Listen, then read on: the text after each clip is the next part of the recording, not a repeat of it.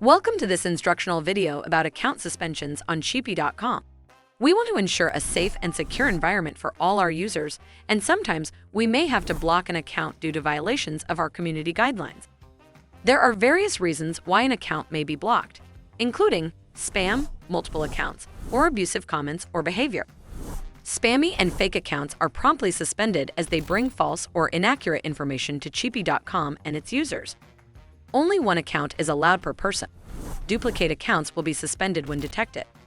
Harassing, intimidating, or threatening other users is strictly prohibited and may result in temporary or permanent suspension of the account.